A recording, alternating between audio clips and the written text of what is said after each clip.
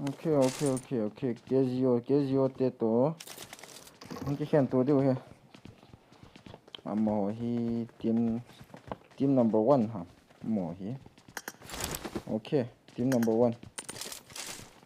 Cookie Kings lo pi la mò pi Limbo squad te ya e wanga Limbo squad te su lo ya na la ko Kezio te yung ma setting amo squad ni hi nge tu chana wang fight killer lo lai ole adang view tin ok overall amo ja view te amo chula pan he amo he le Cookie Kings amo he ko chu khom wang ko ma to wang chu khom lo pyo fight la wang lo lai ho tu chen ya cho loi amo he GGK te he amo fight la the mei the he sorry guys in cho kan ki off kha he na stream cha no mo na sahi wo stream hin ki off kha hin Kezio amo he le ndo ho chu yas na ho ma man fight hong ki lo lai game này ama he sun ta hiện bunga dinga kan ka son pe no yin ma he YouTube channel long này check out the ma hi game này tia ba ake koi he ke no YouTube username ti da YouTube channel chu okay hola ma chi team number okay ama ti ten te hin fight na lavin ama hi ti ten te to hin koi te ha go niam DGK go niam cho an nok in okay fight nam ta DGK go niam POV ki mo lo khat mo DGK go niam okay ama an revive di witan ama full squad in khapa hi submatic sorry guys ama he le solo hitan aloi pa hin baby de lo min TF moye ong thi lam cha ka do lo na sorry TH Naruto ama he na thitan alung sit ngai ta aloi pa sak ma dik he dal han anamol lem tai ma he chule fight dang he la ma team he 14 bo he guys team number 12 te amoi khana zaw lo he na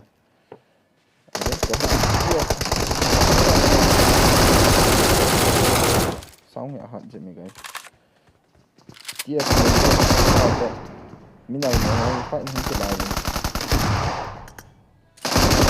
guys mình nộp ta bên hin đấy tiếp mình luôn hiện retreat dia good ham mà position nó nằm thế nghe mồ he tiếp mình luôn hiện solo versus squad and ball để cái lô mình lao TPP UTV 309 ama hin okay Kezio game này ama hi vet no mom the yin in hoi langa ge to kit ta ka hol mo kit te okay ama hi 1 kill nei tan ama hi ore go ne mong nok kit ta pasai nok ta ko la mo ko ama hi trong khat vet na ga da ha yin na go ne hi nok ni 1 kill nei nok ni ama hi ji te he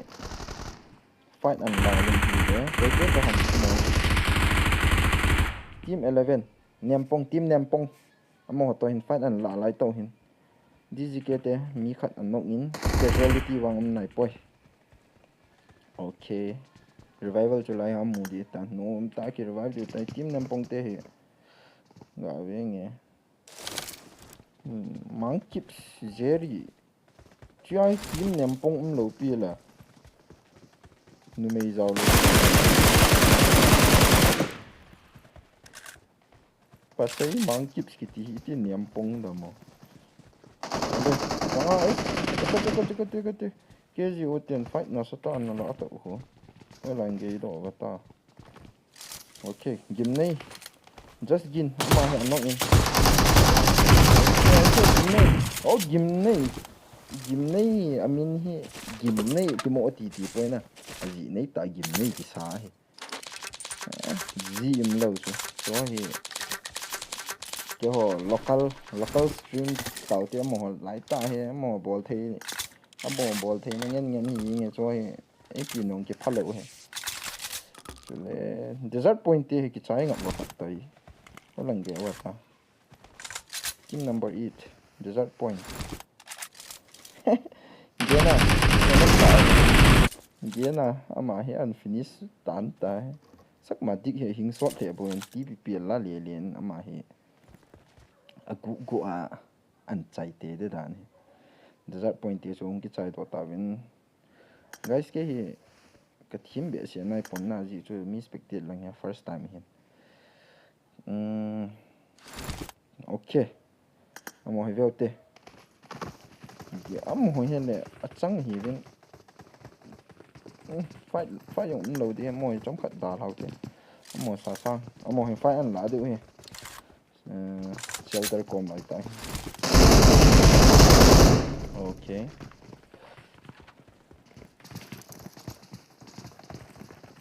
xuống áo có fielding hồi tao rồi sang xả sang cho ăn nọng yên hình lẽ mồi trade ăn là phải kịp win ok kín mồi mà lấy phải cái phôi này hình đã ama yung cho loi pa dalan na mo lemin no mo na say guys casting I'm trying okay arras yung ball di may mai ginmon hin ball chati okay ginmon to trade and lagan and sayro tawin hin la to team number 23 amo ya minum lo hin na team number 23 aki saying de le UTV te hela amo he fight lava fight do na amo yung chitin le coffin team coffin amo he fight kit low ice panda okay ama he Vietnam he ama bo he ki Vietnam he ipi video am na mulo so sick ipi video han ama he uji a red dot na gala nok de good chim hindan ice panda to koi ha chi ke he minong chu ulf fe nun blenga umena channel ipi blenga damo iti blenga thi ha let me see bro ga wengi ka stream chu iti amna iti dana chu blenga mo yang ha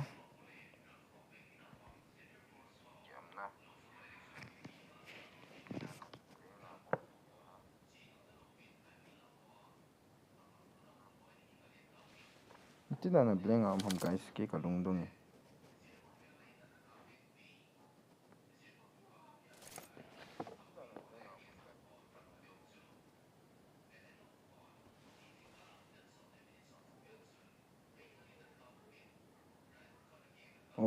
okay guys, we are back sorry stream an ve ho yo sim chun no mon sa thank you so sick in say da le chun ka hello di hinna ki pa me enjo stream chu ke ka den an team friendship mo yong he an thi ta win team friendship true friendship ti di ying thank you so sick aya hin se da dg ke te ong chon ke white men mo yong ka na ve man pon na no mo se hi win lang among ki ve man te lo desert point te yong ki ve man te lo ki ve man an hon na mo man lo diu ta so blank hi phana sna te teng le ki ten te yong ki white ta to a hi team 25 23 13 12 11 7 6 2 amo ye team number 2 te he amo hi okay last one ke hoi ta hin de good thimu dan fight la de interest nei lo okay ke ji gim nei ke ji o gim nei mo hi mi hola thai le ta wa spread out guys khang bel thì ga vel te khang bel Mr. khang bel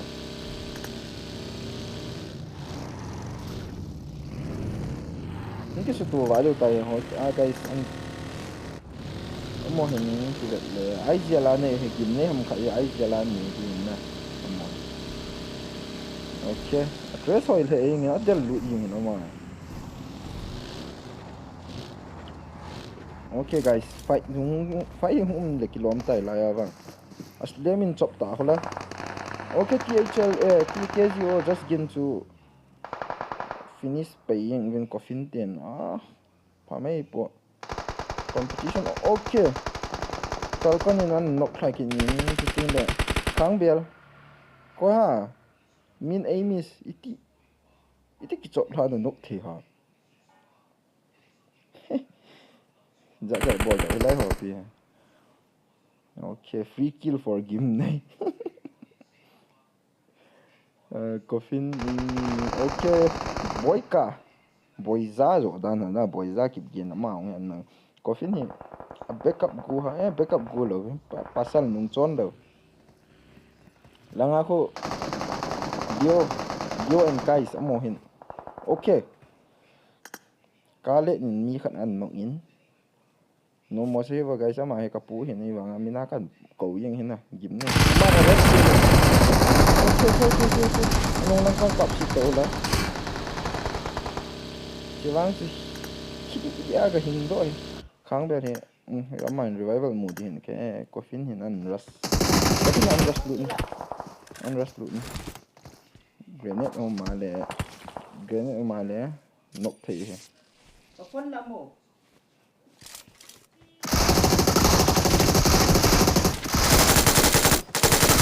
okay coffin cho an wipe ta we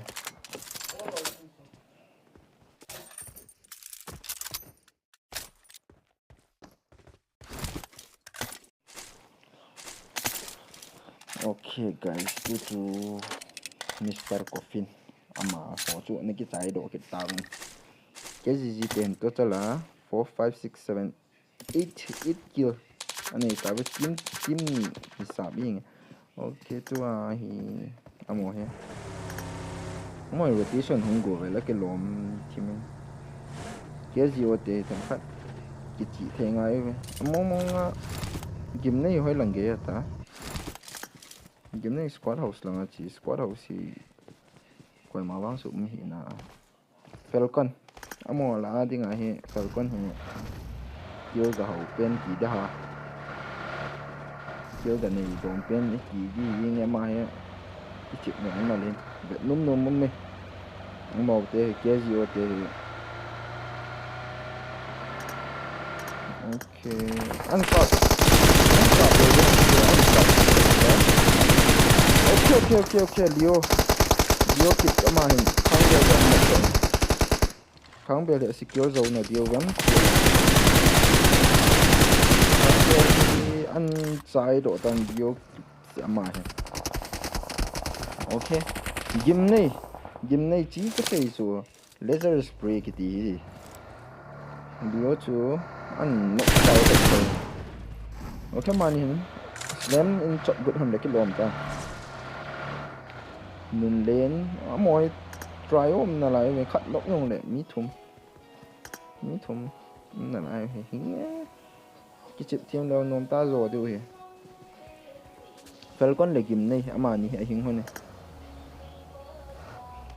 game này chăm khát aggressive thì mong cái chim đi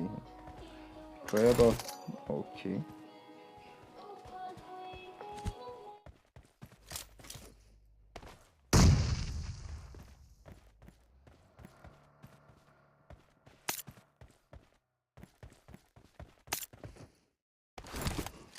sorry guys kanu phần không lại tại chứ đó là hi số lo hi retreat kit và ta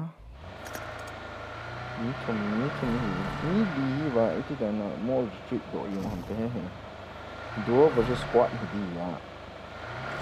interest này là ông bằng theo quân nè yo the guy ama ho hi chu tin le cookie king stay ông hi a team mo e ka ti di yong hi pon chi placement point hi di po fight an la che la mo hi kim vela om tho win okay on close in ta ve Leo the guy stand on close in win ice panda ama ni hi do hi ten le cookie king stone ngol ke ji kip gen ama holo hi akinai lut jamin jerry ama he niam pong team ho a chun lut khaw ham hi wa ham ka poi pasai mang kip sen 4 kill nei ta hala pa mai ham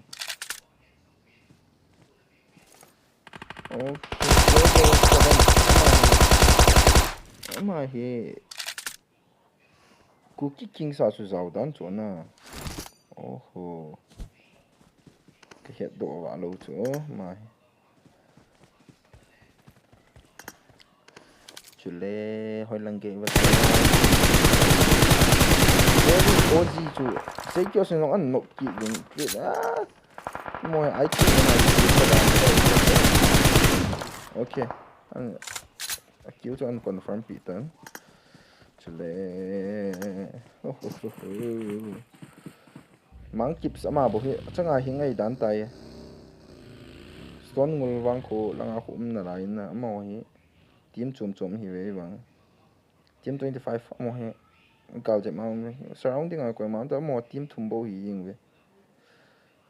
mang kịp si zam do thei ding din mo na an de ha okay team 25 team fight la hula holang ge with 25 where are you oh cookie king stage to go 7 ama an no stone ngulin khat no khut la 50,000 an finish do de tan to ice panda ama se lo hinga dan tai khai dan to concentrate kia go to an finish do ta alo han full cover ball wang cover zo him po kia ji ama hi ya work a ball pa na car 98 sniper chụp na in sa ka diu vem mấy chang chal liang pa na sei kios ama hin ni ba ha an no ni sai chang na ko mani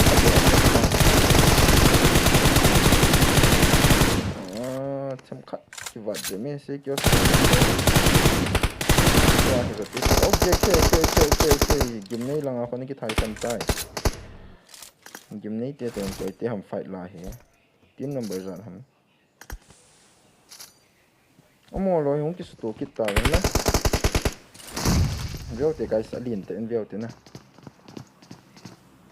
coffin hi la ya min okay mo ki spread out wa ke zio gim nei hin an closing point nun den he la chunga pang he position hoi le a hoi le in gim nei ko nom tan nok thei tin na hian ke yan lo thei dam amo lo hi gim nei hi ai ke okay gim nei nal tain nun den chon nok kit tan hin tu hi 2v3 mama chu hin la in hin la advantage cho ho zemin okay then ama hin ke zi o no ama rush in hin oh kalet ma hong kon nok hin 2v2 situation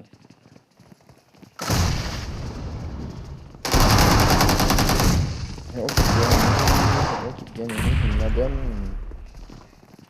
to ahi dio lio ama hin an ball nal thei okay 1v2 lio ama hi last man hi tai ama hin an clutch to na dem chi lumbui pi the lio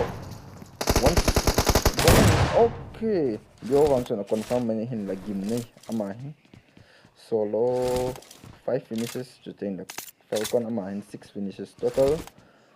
13 finishes hello damo 13 nai guys at 12 ma kia like ki sun gi go hoi lang ka vet ji am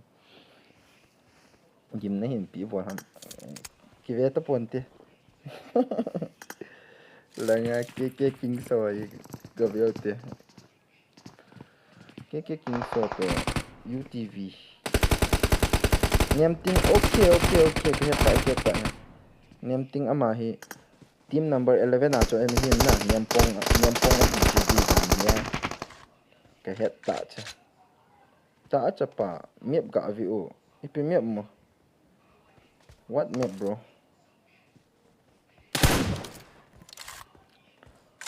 map kada loading hi azi chi bolam ka ti le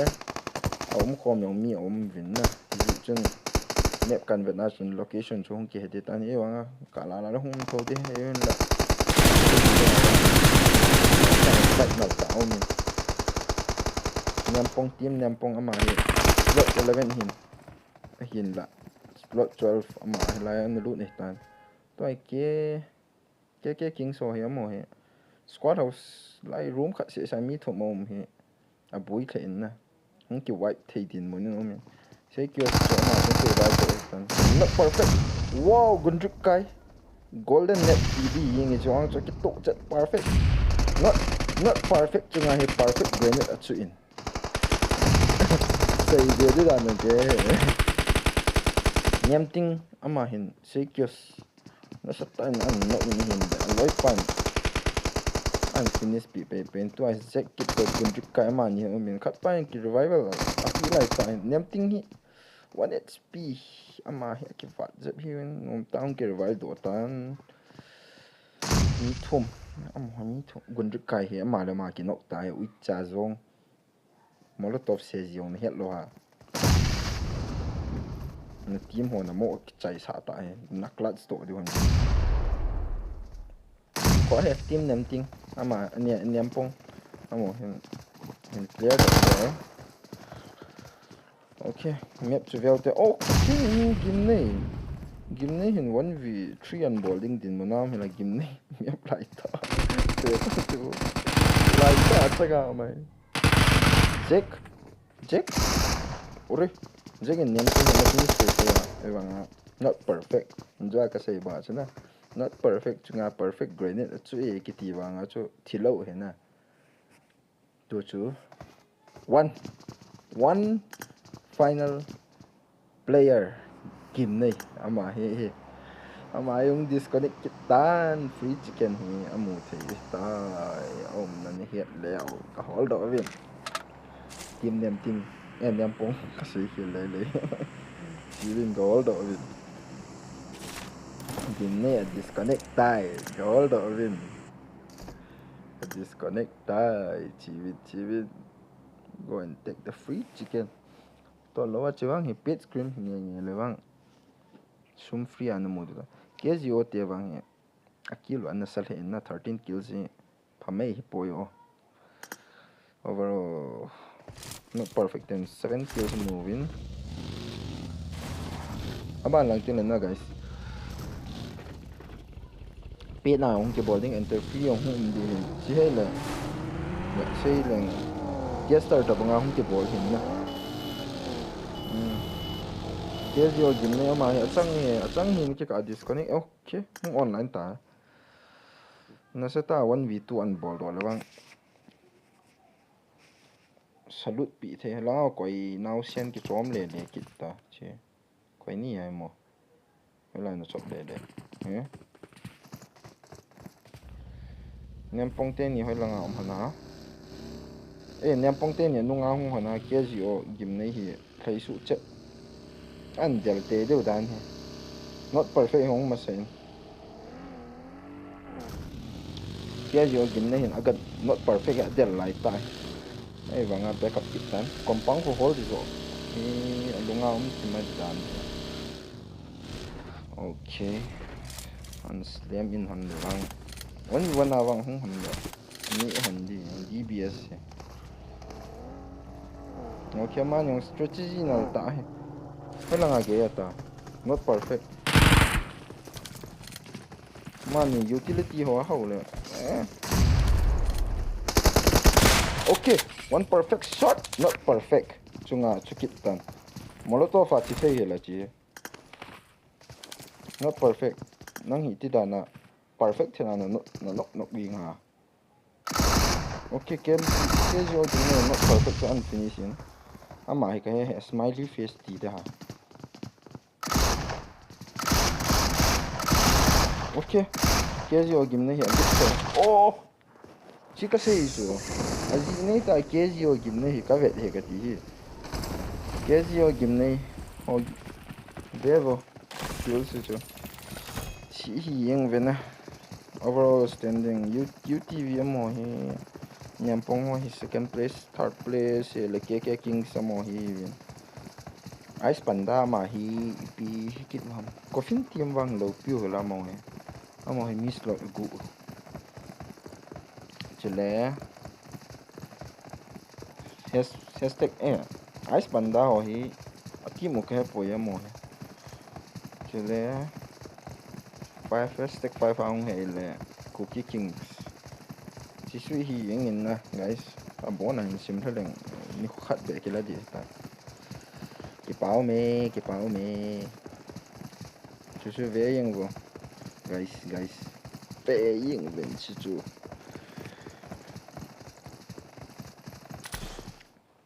that's it guys, thank you for watching the stream. Do subscribe and follow us more.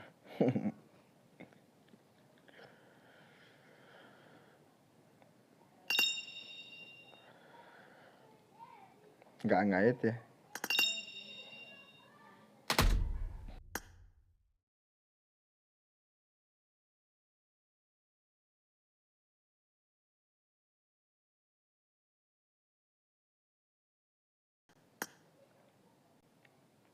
Ima bang se hiện nay tip channel nó mình kyong ka stream cho hiện end độ nghiên cho tiếng là kyong classic mẹ xuống cái chém táng nghe guys. Bye bye.